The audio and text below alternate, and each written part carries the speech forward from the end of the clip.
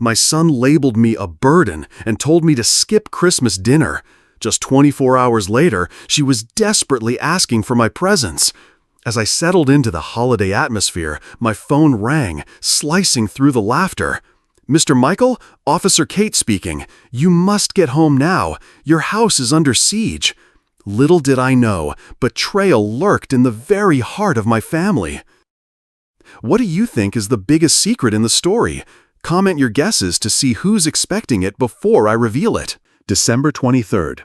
I'd spent the morning hanging Rose's favorite Christmas ornaments, each delicate glass angel whispering her memory into our quiet house. The turkey was thawing in the refrigerator, 22 pounds of hope for our first real family Christmas since her funeral 5 years ago. The phone rang at 7:15, cutting through the soft jazz Rose had loved. "Hello? Son?" Mark's voice was cold, distant, wrong. "I was just thinking about tomorrow's dinner. Should I bring the cranberry sauce? You know how your mother always—" "We're not doing Christmas together this year." The words hit like ice water. I set down my coffee mug with trembling fingers. "What do you mean? We always spend Christmas together." "Your traditions are embarrassing, Dad. The way you go on about Mom, telling the same stories. Lisa's parents think you're inappropriate, dwelling on the past like that." My reflection stared back from the dark kitchen window, a 68-year-old man suddenly looking every one of his years. "Son, I don't understand. Last week you said—" "Last week I was being polite. This year we want a peaceful holiday, just Lisa's family." No drama about dead people. Dead people. He'd reduced Rose, his own mother, to dead people. "Mark, please, what did I do wrong?" "You didn't do anything wrong. You just don't fit anymore. Lisa's parents are educated people. They have standards." The grandfather clock chimed 8 times, each note echoing the finality in his voice. "What about Jake and Emma? They were excited about Grandpa's Christmas stories." "They'll be fine. Kids adapt." I pressed my palm against the cold window, feeling frostbite through my skin while my breath fogged the glass. "Can we at least talk about this? Maybe I could change?" "The decision's made, Dad. I hope you understand." The dial tone buzzed like an angry wasp. I held the phone, staring at it as if it might explain how my son had become this stranger who could cut me from his life with surgical precision. The turkey in the refrigerator suddenly seemed like evidence of my own pathetic delusion. 22 pounds of hope reduced to waste. I walked to the mantel where Rose's photograph smiled from its silver frame, wearing the red sweater I'd given her on our last Christmas together. "What did we do wrong, Rose?" I whispered to her frozen smile. "When did we lose him?" The silence felt heavier than the snow beginning to fall outside, covering our neighborhood in pristine white that would be gray slush by morning. The house felt different after Mark's call, as if the walls themselves had absorbed his cruel words. I stood before Rose's photograph, remembering when this room had been filled with laughter instead of silence. Christmas 1998. Rose was still healthy then, her auburn hair catching the tree lights as she helped 3-year-old Mark hang ornaments. He'd been so careful with each decoration, tiny fingers gripping them like treasures. "Higher, Daddy, higher!" he'd squealed when I lifted him to place the star on top. Rose had laughed, that musical sound that made any room feel like home. "One day you'll be tall enough yourself, sweetheart," she'd promised. I touched her photograph, wondering when that eager little boy became the man who called his mother's memory inappropriate. The kitchen still smelled like cinnamon cookies I'd baked this morning, following Rose's recipe card. "For Santa," she used to say, even after Mark stopped believing. Traditions matter, Michael. They hold families together. But traditions, it seemed, could also drive them apart. I walked through our house, seeing it through Mark's eyes now. Furniture from the 70s, worn but comfortable. Rose's books still lining shelves. Her reading glasses on the side table where she'd left them 5 years ago. Maybe he was right. Maybe I was living too much in the past. In our bedroom, I sat on Rose's side of the bed, the space stretching vast and empty. Tonight it felt even more hollow, as if losing Mark had doubled the loneliness already living in these rooms. I pulled out the photo album from her nightstand, its leather cover cracked with age.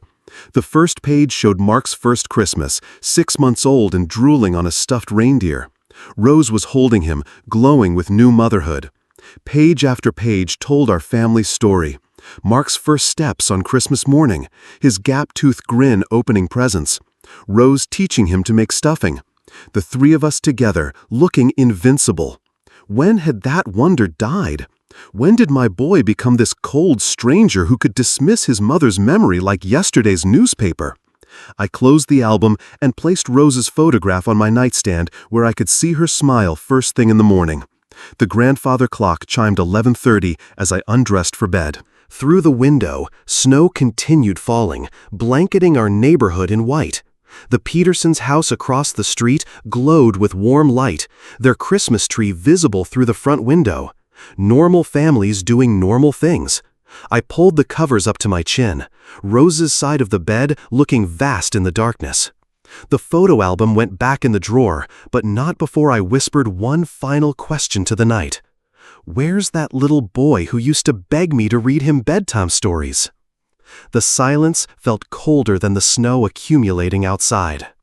Morning light filtered through curtains I hadn't opened properly, casting gray shadows across my breakfast table. The newspaper lay beside cold oatmeal while I read the obituaries, a habit that felt more relevant each year. Rose's photograph smiled from the nightstand, but even her encouragement couldn't lift the weight in my chest. The phone's ring made me jump, my spoon clattering against ceramic.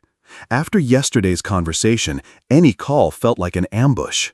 I checked the caller ID with shaking fingers. Mark's name in blue letters. Hello? Dad. Warmth crept around that single word, so different from yesterday's ice. I want to apologize for last night. I was completely wrong. Relief flooded through me so quickly I gripped the table's edge. Son, I'm so glad you called back. You didn't do anything wrong. I was stressed about work, taking it out on you. His voice carried that familiar cadence from childhood apologies. Lisa reminded me how important our family traditions are. We want you to come for Christmas after all. Of course I'll come. The words tumbled out, joy bubbling like champagne. I'll bring the turkey and cranberry sauce. Perfect. Bring everything you usually make. He paused, and something in that silence made my coffee mug tremble. Lisa's really looking forward to it. The kids have been asking about Grandpa Michael's stories. But underneath his enthusiasm, something felt rushed, practiced, like reading from a script rather than speaking from his heart. Mark, what made you change your mind so suddenly? Yesterday you seemed certain. Just realized my mistake. His words came faster, overlapping my question. Listen, I need to run. Work calls. We'll see you Christmas Day around noon. Wait, son, can we talk? Love you, Dad. See you soon. The line went dead. I sat holding the phone, staring at it like it might provide answers. For a moment, pure joy had coursed through me. Christmas was saved, my family restored. But now doubt crept in like cold air through cracked windows. Something in Mark's voice hadn't sounded like my son.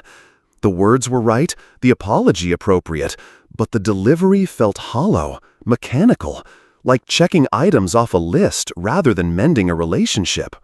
I paced to the kitchen window where yesterday's snow had transformed the yard into winter wonderland. The Peterson kids were building a snowman, their laughter carrying across still air. Normal families doing normal things. Why didn't this feel normal? Maybe I'm overthinking, I muttered to Rose's memory.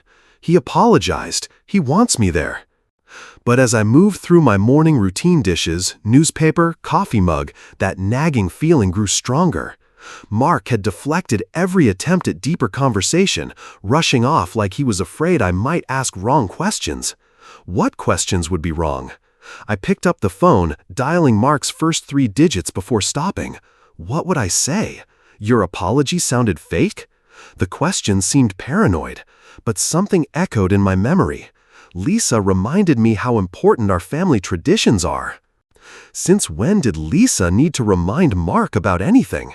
He'd grown up with these traditions, lived them every year until Rose died. I stared at my blank notepad, pen hovering over paper, while unease settled deeper in my bones. 3 days of purpose followed that confusing phone call. I woke December 24th with energy I hadn't felt since Rose's passing, humming old Christmas carols while brewing my morning coffee. The notepad beside my cereal bowl filled quickly with menu plans and shopping lists, each item checked and double-checked. Turkey, cranberry sauce, Rose's stuffing, I muttered, tapping my pen against the worn kitchen table. Everything had to be perfect. This was my chance to prove that family traditions still mattered, that some bonds couldn't be broken by grief or time. Henderson's butcher shop buzzed with holiday shoppers, but I waited patiently in line, determined to find the perfect bird. When my turn came, I leaned across the glass counter with the intensity of a man on a mission. "I need your finest turkey," I told the round-faced butcher, his white apron splattered with evidence of his craft. "This is for a very special family reunion." His eyes brightened with understanding. "Bringing the family back together. I've got just the thing." The 22-pound turkey he presented looked like something from a magazine cover, plump, unblemished, with skin that would crisp to golden perfection. I paid without haggling, already imagining the moment I'd carry it into Mark's kitchen. At Westfield Mall, holiday crowds moved like schools of fish between brightly lit stores. The toy store overwhelmed me with choices until I spotted the model airplane kit, a vintage Cessna that reminded me of the wooden plane from Mark's childhood photos. For Emma, I selected an art set with colored pencils arranged like a rainbow in their wooden box. That evening, I harvested herbs from my winter garden, their woody stems crackling between my fingers. Rose's marinade recipe, written in her careful script, lay propped against the sugar bowl while I minced garlic and stripped rosemary leaves. "Rose, I hope I remember this correctly," I whispered to her photo on the windowsill. "This has to be perfect." The marinade came together like fragrant green paste: garlic, rosemary, thyme, olive oil, and Rose's secret ingredient, a splash of white wine. I massaged it under the turkey skin with careful fingers, feeling like I was performing some ancient ritual of reconciliation. Christmas Eve morning arrived gray and cold, but my spirits remained high. I wrapped gifts with military precision, folding corners sharp as knife blades, tying ribbons with careful bows. My best Christmas shirt hung pressed and ready. Cologne dabbed behind my ears like armor for battle. Yet as evening approached, unease crept in like fog through cracks. Mark hadn't called to confirm details. What time should I arrive? Should I bring wine? Did the children have food allergies I'd forgotten? My phone remained stubbornly silent despite frequent glances. Tom Wilson appeared at my kitchen window while I cleaned up marinade bowls. His weathered face creased with curiosity. "Big plans tomorrow, Michael?" he called through the glass. "Christmas dinner with Mark and his family," I replied, perhaps too quickly. "We're going to be a real family again." Something flickered across Tom's expression, but he only nodded. "That's wonderful. You deserve happiness." After he left, I couldn't shake the feeling that his question had carried weight beyond casual neighborly interest. But I pushed the thought away, focusing instead on the golden turkey resting in my refrigerator and the carefully wrapped gifts waiting by the door. By bedtime Christmas Eve, everything was ready. Everything except my racing heart, which seemed determined to find problems where none existed. Why hadn't Mark called? Why did Tom look concerned? Why did this reunion feel more like a performance than a homecoming? I stared at the ceiling until dawn, telling myself that anticipation always brought anxiety. Tomorrow would be perfect. It had to be. Christmas morning dawned crisp and bright, snow sparkling like diamonds across the neighborhood. I dressed carefully, straightening my tie in the hallway mirror. The turkey carrier felt heavier than expected as I loaded it into my car alongside gift bags. Mark's driveway crunched under my tires, ice crystals glittering in the afternoon sun. Christmas lights outlined every window, creating a postcard-perfect scene. Before I could knock, the door swung open to reveal Lisa's warm smile, flour dusting her red sweater. My daughter-in-law had always been the heart of this family, kind, genuine, and devoted to making everyone feel welcome. "Michael, we're so glad you're here. Come in before you freeze." The house smelled like cinnamon and pine, holiday music drifting from speakers while Christmas lights cast rainbow shadows across polished floors. Jake appeared at my elbow, bouncing with excitement. My 8-year-old grandson had Mark's dark hair but Lisa's gentle eyes, and energy that could power the entire neighborhood. "Grandpa Michael, did you bring presents? Can we open them now?" "Let your grandfather get settled first," Lisa laughed, taking the heavy turkey carrier. "This weighs a ton. What did you do to it?" "Rose's secret marinade," I said, unwinding my scarf while Emma peeked shyly around the corner. My 6-year-old granddaughter was quieter than her brother, with Lisa's blonde curls and an artist's soul that reminded me of Rose. 24 hours of garlic, rosemary, and patience. Carol emerged from the kitchen, wiping her hands on a reindeer dish towel. Lisa's mother was a sturdy woman in her 60s, with silver hair and the same warm smile as her daughter. "This turkey is magnificent. You must share Rose's secret. I've been making the same boring bird for 30 years. "The secret is time," I told her, accepting a firm handshake from James, Lisa's father. A retired mechanic with calloused hands and kind eyes, he'd always treated me with respect, despite Mark's occasional complaints about my old-fashioned ways. Mark appeared last, straightening his tie with movements that seemed too precise. My 35-year-old son looked successful in his pressed shirt and slacks, but his smile reached his mouth and stopped short of his eyes. "Thanks for coming, Dad. This means everything to us." Something in his tone made me study his face, but Jake grabbed my hand and dragged me toward the dining room. The table gleamed under candlelight, set with Lisa's good china and cloth napkins folded into triangles. My turkey would take center stage once carved. "The dining room looks beautiful, Lisa." "Carol helped with decorations," Lisa replied, cheeks flushed with pride. "We wanted everything special for you." Emma tugged my jacket sleeve. "Grandpa Michael, will you tell us stories about Grandma Rose during dinner?" My throat tightened. "Of course, sweetheart. She would have loved being here with all of you." "She is here," Jake announced with 8-year-old certainty. "Mom says people we love are always with us at Christmas." Lisa's eyes glistened as she smoothed Jake's cowlick. "That's right, honey." Mark cleared his throat. "Should we get the turkey in the oven? We don't want to keep everyone waiting." I followed him into the kitchen, noting how he avoided eye contact, how his hands trembled adjusting the oven temperature. The enthusiasm from his phone call seemed forced now, like playing a rehearsed role. "Mark, is everything all right? You seem—" "Everything's fine, Dad. Just want today to be perfect." He finally met my eyes, and for a moment I saw something that looked like guilt. "You know how it is." But I didn't know how it was. Something felt off, like a song played in the wrong key. The turkey emerged from the oven golden and perfect, Rose's marinade having worked its magic to create a crispy, herb-crusted skin that drew appreciative murmurs from around the kitchen.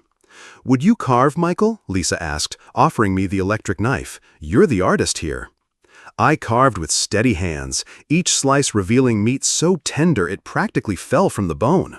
The marinade had penetrated deep, creating layers of flavor that made even James nod with approval. "Now that's how you cook a bird," he said, helping carry platters to the dining room.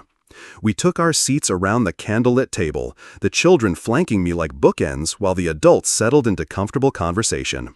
Lisa had outdone herself. The table groaned under the weight of traditional dishes, each one prepared with obvious care. "Michael, would you say grace?" Carol asked, her voice gentle with respect. I bowed my head, feeling Rose's presence like a warm hand on my shoulder. "Dear Lord, thank you for bringing our family together on this blessed day. Help us remember those we've lost and cherish those we still have." "Amen." "Amen," the table echoed, and for a moment everything felt exactly as it should. Conversation flowed like wine during dinner. James asked about my retirement projects, while Carol praised every dish I'd contributed. The children chattered about school and friends, their voices bright with holiday excitement. "Grandpa Michael," Emma said, carefully cutting her turkey, "tell us about Grandma Rose's Christmas cookies."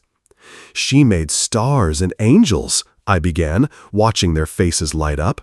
But the secret was in the icing. She'd let me help, but I always made a mess. Did she get mad? Jake asked, eyes wide. Never. She'd just laugh and say, "Michael, you're better at eating them than decorating them." Lisa smiled warmly. "She sounds wonderful. I wish I could have known her better." "She would have loved you," I said, meaning every word. "Rose always said the best families are the ones we choose to love." Even Mark seemed to relax during these stories, sharing a few memories of his own. But I noticed things. The way he checked his watch when he thought no one was looking, how he startled slightly when someone's phone buzzed with notifications. His laughter carried the right notes, but something underneath felt hollow, like an echo in an empty room. "More wine, anyone?" Mark asked, standing abruptly to refill glasses that were barely half empty. "Sit down, son," James said with good-natured authority. "Enjoy your dinner. The wine can wait." Mark sat back down, but his leg bounced under the table with nervous energy. Lisa placed a calming hand on his knee, shooting him a concerned look. "Everything all right, honey?" "Fine, just excited about presents," Mark replied, but his smile didn't reach his eyes. As we finished the main course, Carol began clearing plates with Lisa's help. "Should we move to the living room for dessert and gifts?" "That sounds perfect," I said, standing to help. The children were already bouncing with anticipation. "Presents! Presents!" Jake chanted, while Emma clapped her hands with quiet excitement. Mark stood too quickly, his chair scraping against the hardwood floor. "I'll just check on something in the kitchen first." He disappeared before anyone could respond, leaving the rest of us to migrate toward the living room where the Christmas tree stood in glorious splendor, surrounded by carefully wrapped packages. But as I settled into the comfortable armchair Lisa had designated as mine, I couldn't shake the feeling that Mark's nervous energy had less to do with Christmas excitement and more to do with something he was desperately trying to hide. The grandfather clock in the hallway chimed 8 o'clock, and I noticed Mark glance toward it with what looked almost like relief. What was he waiting for? The living room transformed into a wonderland of torn wrapping paper and delighted squeals. Jake attacked his presents with the enthusiasm of a hurricane, while Emma opened hers with careful precision, savoring each reveal. "A Cessna model!" Jake shouted, holding up the airplane kit like a trophy. "Grandpa Michael, this is just like the ones at the air show. Can we build it together?" "Of course," I promised, warmth spreading through my chest. "That's what grandfathers are for." Emma hugged her art set close, already planning masterpieces with colored pencils that gleamed like jewels in their wooden case. "I'm going to draw our whole family," she announced solemnly, "even Great-Grandma Rose, so she can be with us too." The room fell quiet for a moment, Rose's absence suddenly present among us like an extra guest. But it wasn't the sharp grief I'd carried for 5 years. This felt gentler, like she was smiling down at us from wherever such smiles come from. "She would have loved that," I said, my voice rougher than intended. Lisa wiped her eyes with the back of her hand. "Emma, that's the most beautiful idea." "I want to help," Jake declared, abandoning his airplane box to peer at Emma's art supplies. "Can I draw Grandpa Michael's turkey?" The children's laughter filled the room like music, and for the first time since Rose's death, I felt complete. This was what Christmas should be. Family together, traditions honored, love shared across generations. Carol and James exchanged knowing looks, the kind that came from 40 years of marriage and understanding each other without words. Lisa curled up on the couch, watching her children with the contentment of a mother seeing her family whole. Even Mark seemed to relax slightly, though I caught him checking his phone when he thought no one was looking. "Thank you, Grandpa Michael," Emma said, climbing onto my lap with her art set. "This is the best Christmas ever." Jake joined us, carefully placing his airplane kit on the coffee table. "Will you really help me build it? Dad's always too busy." I glanced at Mark, who had the grace to look embarrassed. "I'll make time," he said quietly. "We'll all help," Lisa added, smoothing Jake's hair. "It'll be a family project." I loosened my tie and leaned back in the armchair Lisa had designated as mine, feeling more content than I had in months. The children played at my feet with their new treasures, their giggles providing a cheerful soundtrack to adult conversation. This was what I dreamed of during those lonely nights. My grandchildren's laughter, Lisa's warm smile, even Mark's presence, however strained it might be. The grandfather clock chimed 8:30, and I noticed Mark's shoulders tense slightly. But I pushed the observation aside, not wanting to let suspicion poison this perfect moment. My phone buzzed against my chest, a gentle vibration through my jacket pocket. I ignored it, not wanting to break the spell of this beautiful evening. It buzzed again, more insistent. "Excuse me for just a moment," I said to the room, stepping toward the hallway for privacy. The warmth of the family scene followed me, but as I pulled out my phone, something cold settled in my stomach. Unknown number. I slipped into the narrow powder room off the main hallway, closing the door to muffle the warm sounds of family conversation. The unknown number glowed on my phone's display, and I almost declined it. Who calls on Christmas night except telemarketers? But when it stopped ringing and immediately started again, urgency overrode caution. "Hello? Mr. Michael?" The voice was female, young, professional. "This is Officer Kate Mitchell with Oakwood Police Department. You need to get home immediately." My reflection stared back from the bathroom mirror, watching confusion replace the contentment I'd felt moments before. "Officer, what's wrong? What's happening?" "Someone's breaking into your house right now. I've been monitoring suspicious activity in your neighborhood for the past few days, and tonight they made their move." The words hit like ice water. Behind the bathroom door, I could hear Jake explaining airplane parts to his grandmother, normal Christmas evening sounds that suddenly felt very far away. "Breaking in? Are you sure? Maybe it's just—" "Sir, I can see them moving through your house with a flashlight. You need to get home now while we coordinate response." My grip tightened on the phone. "How do you know it's my house? How did you get my number?" "I've been watching your property since I noticed someone casing it earlier this week. I got your contact information from neighborhood records. Mr. Michael, this is not a drill." Through the bathroom door, I heard Lisa laugh at something Carol said. The sound that had warmed my heart minutes ago now felt like it belonged to another world. What should I do? "Come home, but don't approach the house directly. I'm calling for backup now. How quickly can you get here?" 15 minutes, maybe 20 in this snow." "Good. Be careful and don't try to be a hero. We'll handle this." The line went dead, leaving me staring at my reflection in the mirror. The grandfather clock in the hallway chimed 9 times, each note echoing the urgency in Officer Kate's voice. I opened the bathroom door to find Mark standing in the hallway, his face a mask of concern that didn't quite reach his eyes. "Everything okay, Dad? You were in there a while." "There's an emergency at home." I grabbed my coat from the closet, movements jerky with adrenaline. "Someone's breaking into my house." The room fell quiet, except for the children's continued play. Lisa appeared at my elbow, dish towel still in her hands. "Breaking in? But who would on Christmas night?" "I don't know." I fumbled with coat buttons, muscle memory failing under stress. "The police called. I have to go." Mark stepped forward, his expression the picture of concerned confusion. "Who called? How did they know to reach you here?" For a split second, I studied my son's face, searching for something I couldn't name. His worry looked genuine, but there was something underneath, a tension that felt too sharp, too focused. "Officer Kate Mitchell. She said she's been watching suspicious activity in the neighborhood." Something flickered across Mark's features, so quickly I might have imagined it. "Dad, maybe you should wait for the police to handle it. Don't put yourself in danger." "It's my house, Mark, my belongings." I bent to kiss the children goodbye, their small faces looking up at me with innocent bewilderment. "I'm sorry to leave like this." Lisa hugged me tightly. "Be careful, Michael. Call us when you know everything's okay." The cold December air hit my face like a slap as I hurried to my car. In the rearview mirror, I saw them clustered in the doorway, Lisa hugging herself against the cold, Carol and James shaking their heads, the children pressing their faces to the window. Mark stood slightly apart from the group, his silhouette dark against the warm light spilling from inside.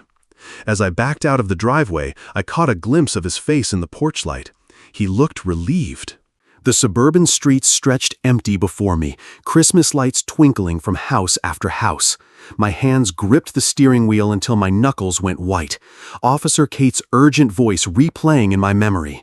The speedometer crept past the limit as I ran yellow lights, driven by instinct that screamed danger. Had I left something running? But I'd been so careful before leaving the house, had been pristine, secure. Unless someone else had entered it. My mind circled back to Mark's behavior during dinner, checking his watch, forced laughter, the relief when I announced my departure. Was I imagining connections, or had my son seemed eager for me to leave? I turned into my neighborhood, noting how few houses showed signs of life. Christmas night meant families inside, curtains drawn, perfect conditions for crime. My house sat dark at the end of Maple Street, exactly as I'd left it. But something felt wrong. Before I could identify what had changed, I parked behind Tom Wilson's oak tree, instinct demanding stealth. Cold air bit my face as I stepped out, every sense hyper-aware. The familiar street looked different through the lens of danger, shadows deeper, ordinary objects transformed into threats. My house crouched dark against the stars, but something was wrong with its silhouette. A basement window that should have reflected streetlight showed only black emptiness. I crept closer, breath forming white puffs. Broken glass glittered on the snow like scattered diamonds, and my heart hammered against my ribs. Someone was inside right now. A flashlight beam swept across my upstairs bedroom window, methodical, deliberate. Whoever was in there wasn't panicking or grabbing randomly. They were searching for something specific. I fumbled for my phone, but headlights swept across the street. A police cruiser pulled up silently, no sirens or flashing lights. A young woman in uniform stepped out, moving with quiet confidence toward my position. "Mr. Michael, I'm Officer Kate Mitchell. Are you hurt?" "No, but someone's definitely inside. I can see their flashlight upstairs." "I've got backup coming. My partner spotted the break-in and called it in." She studied the broken window with professional assessment. "Looks like they came prepared." This wasn't random. The flashlight beam disappeared from my bedroom, then reappeared in the kitchen, moving systematically through my house, violating 40 years of memories with Rose. What are they looking for? Money, valuables, documents maybe. We've had reports of someone watching your house for days. Watching my house? Why? Someone who knew your routine, knew you'd be away tonight. Officer Kate's radio crackled softly. "Backup's 2 minutes out. Don't approach the house until we secure it." The flashlight moved to the basement now, where I kept my small safe with important papers and the modest savings I'd accumulated over the years.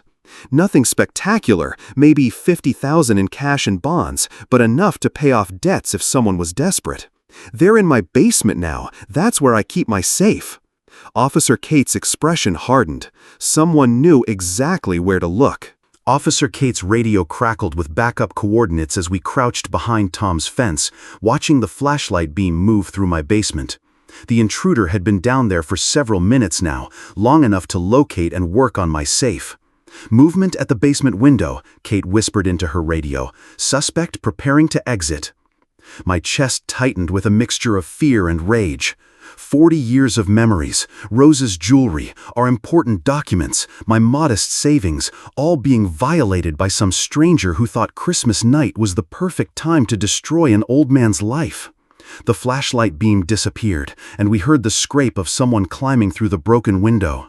Kate tensioned, her hand moving to her weapon as she signaled for me to stay back. A dark canvas bag appeared first, stuffed with what looked like cash and papers. Then a leg, carefully testing the window frame for sharp glass before committing to the exit. "Police, don't move!" Kate's voice cut through the winter silence like a blade. The figure froze halfway through the window, then tumbled forward into the snow with a startled curse.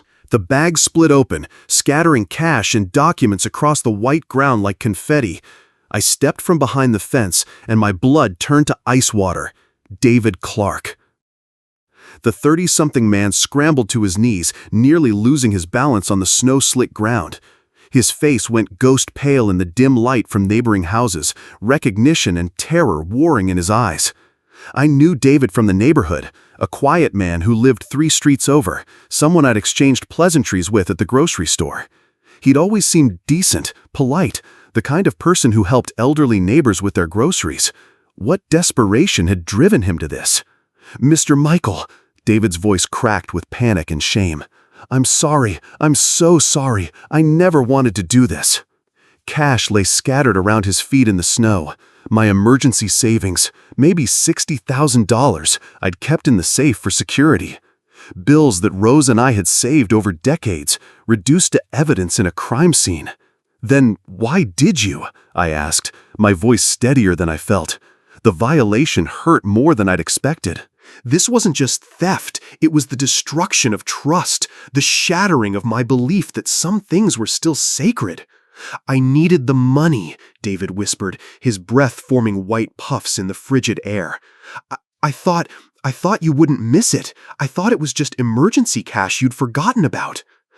Officer Kate kept her weapon trained on him while backup sirens wailed in the distance, growing closer. "How did you know about the safe? How did you know where to look?" David's eyes darted between us, panic making him shake despite the cold. He opened his mouth to speak, then closed it again, as if wrestling with whether to reveal something that would make everything worse. "David," I said quietly, "how did you know I kept money in that safe?" The question hung in the winter air like a challenge. Behind us, police cars were turning into my street, their lights painting the snow in alternating red and blue. But in this moment, everything hinged on David's answer. His face crumpled with guilt and fear, and I saw him make the decision to tell the truth. "Someone told me," he whispered. Police sirens grew closer, but I barely heard them. Everything had narrowed to David's terrified face and the words hanging between us. "Someone told you," I repeated. "Who?" David's shoulders sagged as if his secret had become too heavy to bear. He looked at the scattered cash, then back at me with shame-filled eyes. "Mark," he whispered. "Your son, Mark, told me." The name hit like a physical blow. I staggered backward, Officer Kate steadying me. The Christmas lights on my house blurred through sudden tears. "Mark sent you to rob me?" "He's in trouble, Mr. Michael, bad trouble." David's confession tumbled out desperately. He owes money to dangerous people, almost $200,000. 200,000, the number echoed in my skull. "Gambling debts," David continued, breath coming in panicked puffs, "bad investments, poker games, online betting. It started small but grew fast. The people he owes aren't forgiving." I thought of Mark's nervous energy during dinner, checking his watch, startling at phone notifications. Not Christmas excitement, fear about deadlines. "He said you kept emergency cash in the basement safe, maybe 50 or 60,000. Said you'd never miss it, probably had insurance anyway." "So he sent you to steal from his father on Christmas night?" Officer Kate's voice carried disgust. "He was desperate. These people don't just break legs anymore, they destroy families. Mark said if he didn't pay by New Year's—" David's voice trailed off ominously. I stared at the money in the snow, bills Rose and I had saved for security. Mark had reduced our life's work to a theft target, our family bonds to convenient alibis. "The Christmas dinner was all fake," I said, understanding flooding through me. David nodded miserably. "He needed you away for 3 hours, long enough to get in, find the safe, get out. The family dinner was perfect cover." The betrayal cut deeper than any wound. Mark had looked me in the eye across that table, accepted my gifts, let his children call me grandpa while his friend ransacked my home. He used his own children as part of the plan. "Mr. Michael, I'm sorry. I never wanted to hurt you. I needed money too, and Mark said it would be easy, that you'd never know it was us." Police cars rounded the corner, headlights sweeping across us. Officers emerged with practiced efficiency. My son, the boy who'd begged for bedtime stories, helped Rose bake cookies, cried in my arms when she died, had orchestrated my robbery while serving me dinner. "Where is Mark now?" Officer Kate asked. "Still at home," David said quietly, waiting to hear if it worked, probably checking his phone for my all-clear text. I closed my eyes, seeing Mark's relief when I'd announced my departure. Not concern, satisfaction that his plan was proceeding. "He doesn't know I got caught," David added. "He thinks I'm bringing him your money." The little boy who'd once trusted me with his secrets had become a stranger who'd stolen mine. The police cars pulled up with flashing lights but no sirens, their red and blue strobes painting the snow-covered street like some twisted Christmas display. Two officers emerged with practiced efficiency, hands resting on their equipment belts as they assessed the scene. "Officer Kate Mitchell, Oakwood PD," Kate announced to her colleagues. "Suspect is secured. Homeowner is safe. We caught him red-handed with stolen cash." The lead officer approached David, who remained kneeling in the snow beside my scattered savings. "David Clark, you're under arrest for breaking and entering and theft." As they began the familiar ritual of rights and handcuffs, Tom Wilson appeared from his house, bathrobe belted over pajamas, slippers crunching through the snow. His weathered face showed a mixture of relief and concern. "Michael, thank God you're safe," he said, clasping my shoulder. "I've been watching your place since I got suspicious about that car driving by repeatedly this week." "Tom, you called Officer Kate?" "Retired police myself, 28 years on the force," he explained, nodding toward Kate. "When I saw someone with a flashlight in your basement tonight, I knew it wasn't you. Called it in immediately and tracked down your phone number from the neighborhood directory." So that was how Officer Kate had reached me. Not some mysterious surveillance, but a concerned neighbor who'd recognized criminal behavior when he saw it. "You saved more than just my money tonight, Tom." The lead officer finished cuffing David and helped him to his feet. "Mr. Hayes, we'll need you to come to the station tomorrow to file a complete report and inventory what was taken." "Most of it's right here in the snow," I said, looking at the scattered bills. "About $60,000 in cash from my safe." Kate knelt to collect the money, placing each bill carefully into evidence bags.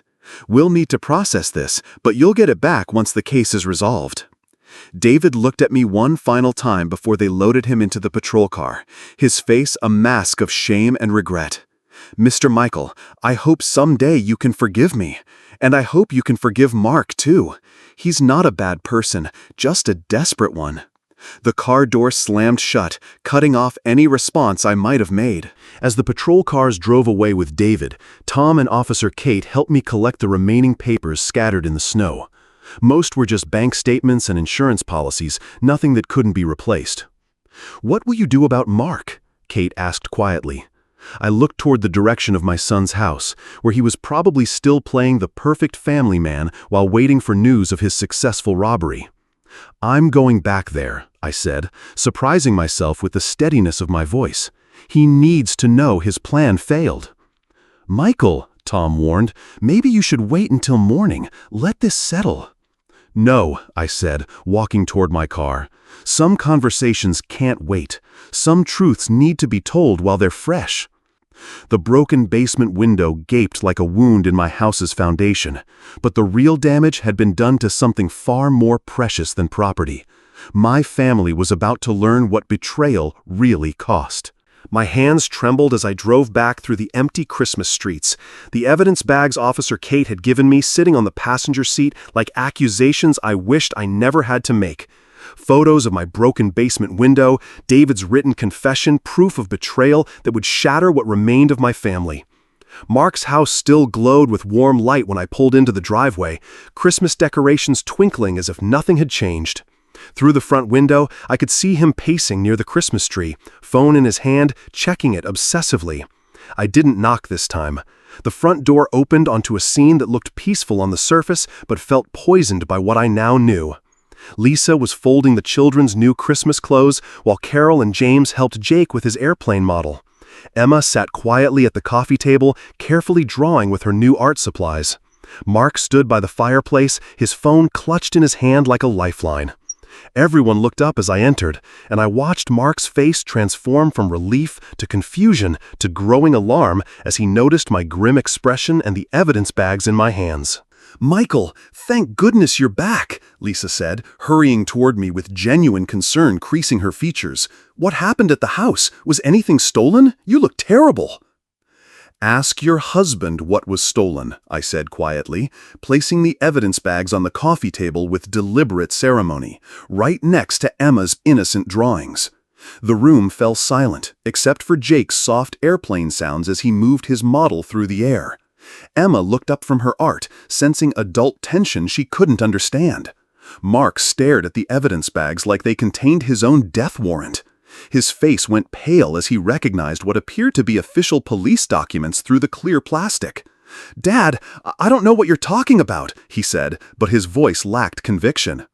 "David Clark is in police custody," I announced, my voice steady despite the rage building in my chest.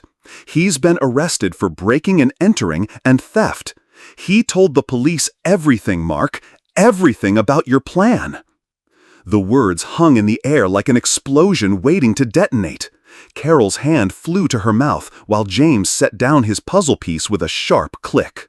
David Clark? Lisa's face crumpled with confusion. The man from Pine Street? What does he have to do with anything? Mark, what is your father talking about? He broke into my house tonight while we were having dinner here, I explained, never taking my eyes off Mark.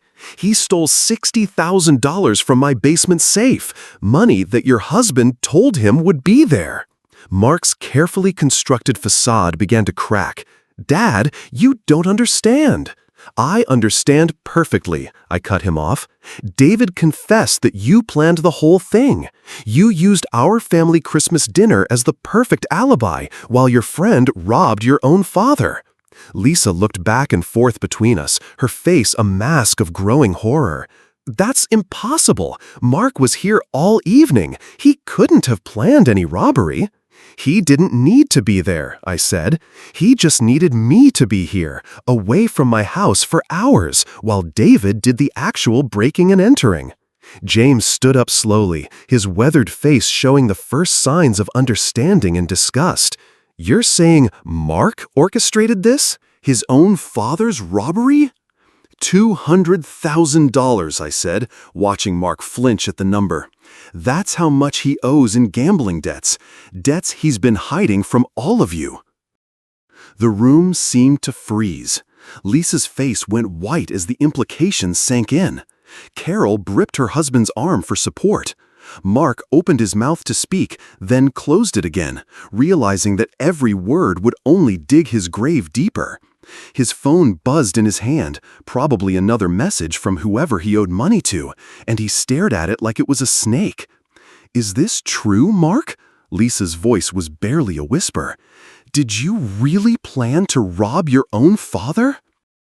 Before Mark could answer, his phone buzzed again. This time, instead of checking it discreetly, he looked at the screen and his face went completely white. "They want their money by midnight," he whispered, more to himself than to us. The silence that followed Mark's whispered confession stretched like a chasm across the room. Lisa stared at her husband as if seeing a stranger wearing his face, while Carol and James exchanged looks of horror and disbelief. "Gambling debts?" Lisa's voice cracked on the words. "Mark, you promised me after Atlantic City. You swore on our children's lives that you'd stopped." Mark's phone buzzed again in his trembling hand. This time, he didn't even look at it, just let it fall to the carpet beside Emma's scattered colored pencils. "I tried to stop," he said, his voice breaking, "but it got out of control so fast. Online poker, sports betting, the casino trips when I said I was working late. It started as just a way to make extra money, but then I was losing and trying to win it back, and it just kept getting worse." $200,000, James said, his voice heavy with disgust. "How do you even lose that much money without your wife knowing?" "Credit cards, loans, borrowed against my 401k, Mark confessed, slumping into the armchair like a deflated balloon. "I kept thinking I could win it back. That one big score would fix everything." Lisa's face cycled through emotions: shock, betrayal, rage, and finally something that looked like grief for the man she thought she'd married. So you decided to steal from your father? Her voice was deadly quiet now.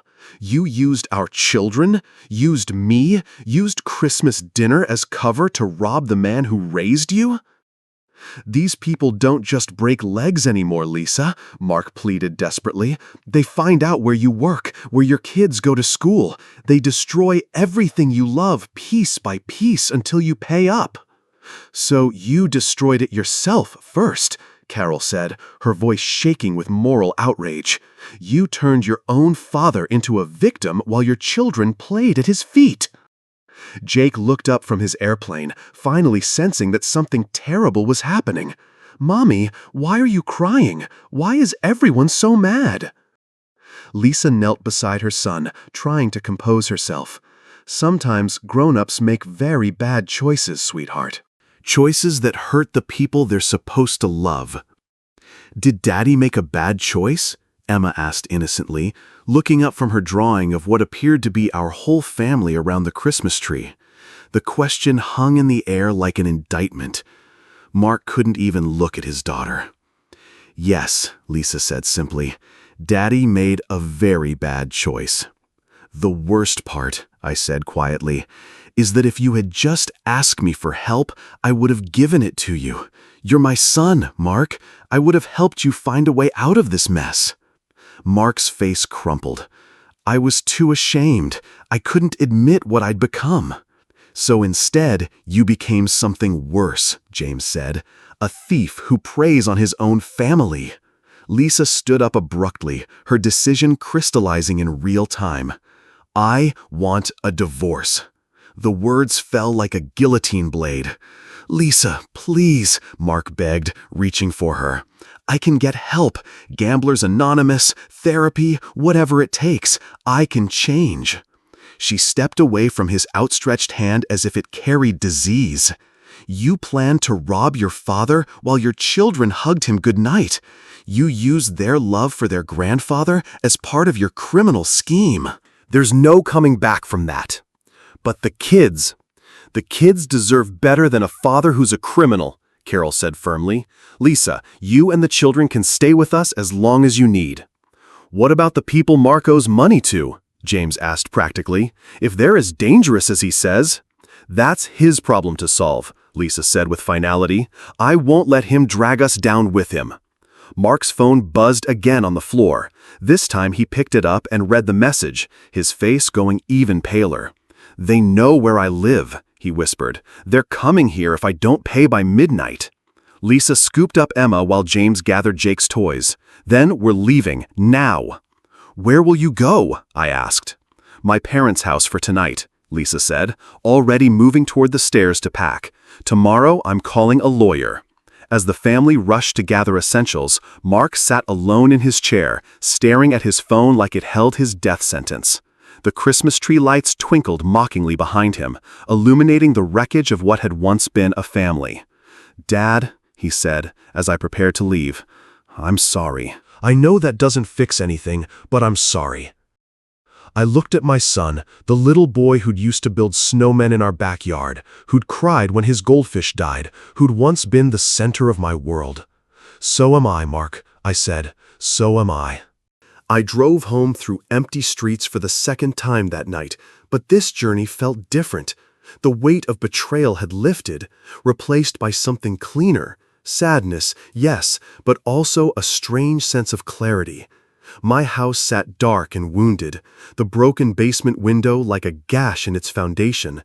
But it was still my house, still the home Rose and I had built together. The violation could be repaired. Trust was far more fragile. Inside, I walked through rooms that felt different now, not lonely, but peaceful in a way they hadn't been since Rose's death. The desperate need to reconnect with Mark had been consuming me for years, driving me to overlook warning signs I should have heeded. I sat in my kitchen, looking at Rose's photograph on the windowsill. Her smile seemed knowing, as if she'd been waiting for me to understand what she'd always tried to teach me. You were right, weren't you? I said to her image. Family isn't just blood. It's the people who choose to love you. The house creaked around me, settling into winter silence. Outside, snow continued falling, covering the broken glass in my yard with pristine white. By morning, even tonight's violation would be hidden under nature's clean slate. My phone buzzed with a text message.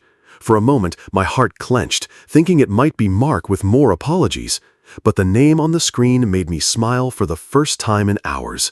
Lisa. Michael, I'm so sorry about tonight. The children and I are safe at my parents' house. Jake keeps asking if Grandpa Michael is okay, and Emma wants to show you her drawing of our family. Would it be all right if we visited tomorrow? The kids need to know their grandfather still loves them. I typed back quickly. Of course, you and the children will always be welcome here. This is your home too. Her response came immediately. Thank you. We love you. 3 simple words that meant more than all of Mark's elaborate manipulations. Lisa had chosen to see me as family, not because of obligation, but because of love and respect. Jake and Emma would grow up knowing their grandfather as someone who had chosen truth over comfort. Another text arrived from Officer Kate. Mr. Hayes, David Clark has been formally charged and is cooperating with our investigation into your son's involvement. I'm sorry this happened, but I'm glad we caught them. I texted back, thank you for everything. You saved more than just my money. I walked to my bedroom and pulled out Rose's photo album, turning past the memories to the blank pages at the back. Tomorrow I would ask Lisa to bring her camera. We would take new pictures, Jake with his airplane model, Emma with her artwork, all of us together in ways that mattered. Not the false unity of shared DNA, but the real bonds of chosen family. My phone buzzed once more. This time it was a message that made my chest tighten. Mark. Dad, I know you probably don't want to hear from me, but I need you to know I never meant for it to go this far. I'm checking myself into rehab tomorrow. I don't expect forgiveness, but I hope someday you can understand I was desperate, not evil. I stared at the message for a long time before typing back. Get help, Mark. Not for me, but for yourself. Maybe someday we can talk again. It wasn't forgiveness, not yet, but it wasn't complete abandonment either. The door wasn't closed forever, but it would take more than words to open it again. I placed Rose's photograph on my nightstand, where I could see her smile first thing in the morning. Tomorrow would bring lawyers and insurance claims, difficult conversations, and new beginnings. But it would also bring Jake's laughter and Emma's artwork, Lisa's genuine warmth, and the chance to build something real from the ruins of what had only been pretending to be family. Outside my window, snow continued to fall, blanketing the world in possibility. 3 months later, spring touched Oakwood Heights with gentle warmth. My basement window had been repaired, stronger than before. The physical scars had healed, but the deeper changes remained, and I was grateful for them. I stood in my kitchen, watching Jake and Emma play in my backyard. Lisa sat on the porch steps, reading while keeping one eye on her children. They'd been living with me for 2 weeks now, until Lisa found her own place nearby. Grandpa Michael! Emma ran toward the house with dandelions clutched in her small fists. For Grandma Rose's picture! She'd taken to bringing flowers for Rose's photograph, understanding instinctively that love transcends death. I accepted the yellow blooms with appropriate ceremony. She would have loved these, I told her, placing them in a vase beside Rose's picture. Yellow was her favorite color. Jake burst through the back door, his completed airplane model in his hands. We'd finished building it together over quiet Sunday afternoons, his chatter filling the spaces that had been empty for too long. Can we test fly it today? He asked, eyes bright with possibility. After lunch, I promised. Your mom's making sandwiches. Lisa appeared in the doorway, flour dusting her hair from bread baking. She'd taken to elaborate cooking, as if feeding us well could heal what Mark had broken. It was working. The house sale closes next week, she said quietly. Mark's lawyer says the money will cover most of his debts and the kids' college funds.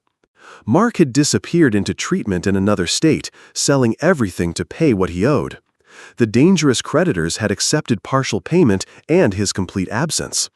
David Clark received probation for his cooperation. Sometimes I wondered if I should feel sorry for my son, but the emotion wouldn't come. He'd made his choices. Lisa, I said, I want you to know you and the children will always have a place here. This is your home too. Actually, she smiled, I found a house 3 streets over. Close enough for daily visits, far enough for independence. The kids need their grandfather, but they also need to see their mother standing on her own. Through the window, Emma was teaching Jake to make dandelion chains, their laughter carrying on spring air. This was what Rose had tried to tell me. Family isn't about blood or obligation. It's about showing up with love and consistency. My phone buzzed with a text from Tom Wilson. Barbecue this weekend? My grandkids are visiting. I showed Lisa, who nodded enthusiastically. That sounds perfect. Perfect. Not a word I'd have used 3 months ago when I was desperately chasing the ghost of a son who'd already chosen his path. But sometimes perfect isn't about having everything you thought you wanted. Sometimes it's about appreciating what you actually have. Jake's paper airplane soared across the yard, Emma clapping as it landed near her dandelion collection. Real family was growing in my backyard, like those persistent yellow flowers, resilient, unexpected, beautiful. I thought of Rose's wisdom about chosen family, about love that endures beyond death, about second chances that come in forms we never anticipated. She'd been right about everything. The people we love are always with us, not just at Christmas, but every ordinary, extraordinary day if we're wise enough to see them. As I watched my grandchildren play, I realized I was no longer the lonely widower who'd been rejected on Christmas Eve. I was a grandfather, a father figure to Lisa, a friend to Tom, a keeper of Rose's memory. I was exactly who I was meant to be. The future stretched ahead, smaller than I'd once planned, but infinitely richer. There would be school plays and birthday parties, scraped knees and bedtime stories, graduations and weddings. There would be a family built not on blood and obligation, but on choice and love. And that was enough. That was everything. Looking back on the journey of my life, I see how the most challenging times have led to the most significant growth. Family is at the heart of everything, and the choices we make to nurture those connections are what truly matter. Each grandpa story I tell Jake and Emma is not just a reflection of our past, but a way to instill values and lessons for their future. Thank you, God, for the love that has saved us and for the chance to rebuild what was once broken. As we gather for meals and celebrations, let us remember to appreciate the simple moments that make up our family story. I invite you to reflect on your own experiences. What stories have shaped your understanding of family? What lessons can you share with those around you? Please join the conversation in the comments. Your insights could inspire someone else to value their family bonds and create their own beautiful memories. Together, we can foster a community that supports and uplifts each other, celebrating the importance of family in our lives.